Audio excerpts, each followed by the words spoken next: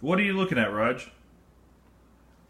I have in my hand, as you can read, from the front and from the back, a parent-teen driving agreement or contract.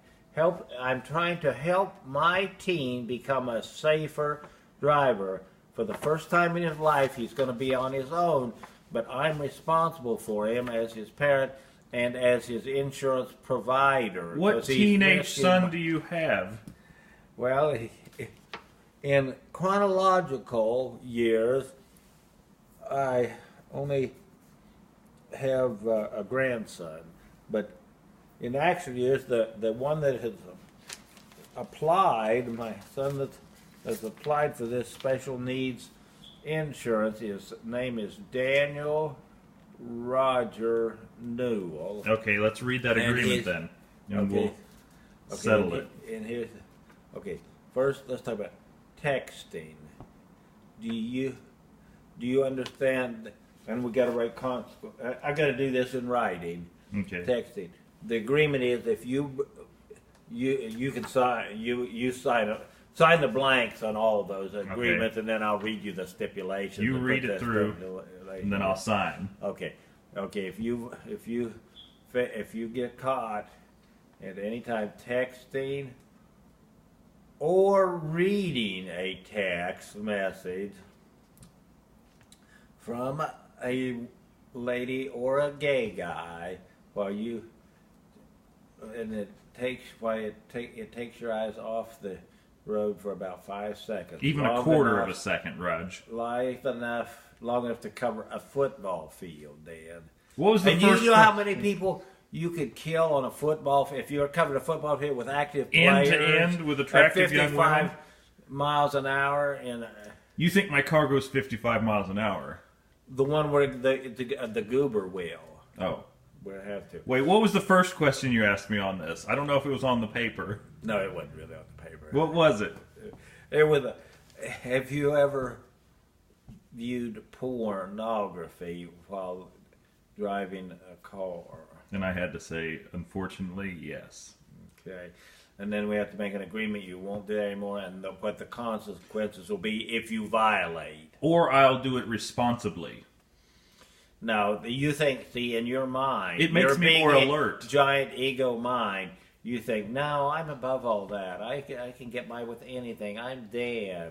Reg, why am I the teenager today? I don't know why this stuff comes to me in the mail, and I don't know why I hear the voices from heaven sometimes. But you've been chosen. I'm the chosen one. Okay, then we went through we had the time of day, Dan. The most fatal ones where you really got to watch, and this is middle of the night when you're asleep. It's the deer hours too. What are the times? 9.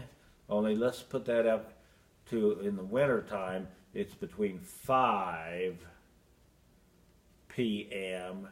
and 7 a.m. And I have to agree to that? You have to agree to...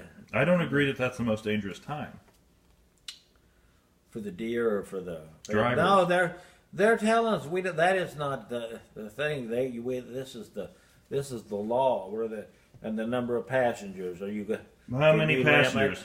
Can you limit? What you were describing them earlier. 5 to 15 to 17 year-old drivers are almost 8 times as likely to get into fatal accident. I promise I'll never drive around with 17 passengers in my car. 2 or more. No, 2 or more teen-age passengers. Girl or gay guys, either one. Uh-huh. Well, I'll try not to carry 2 or more teenage gay guys. What about girl? No, it has to be both girls and gay guys. Okay, if they're both girls and guys, and there has to be each person is both a girl and a guy.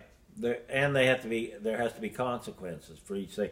But I always get the same consequence each time. What? Wait, what are the privileges and pay, just like in the military? But you said pay. Just like happened to me, Dan, when I asked that dentist's wife to dance politely. He was a major. No, barely a captain. Mm-hmm. And a gentleman. Not a major. I would say Rachel's more of a gentleman than he would be. But you were saying sometimes the children, the teen drivers need to have consequences when they're involved in fatal accidents. Yeah. What do you think an That's appropriate consequence is on a fatal accident? And not a really good burial, a cheapo burial. Yeah. Or homeschool style burial. Home burial. Amish style. Like Mark. And Mark will build a coffin out of used lumber.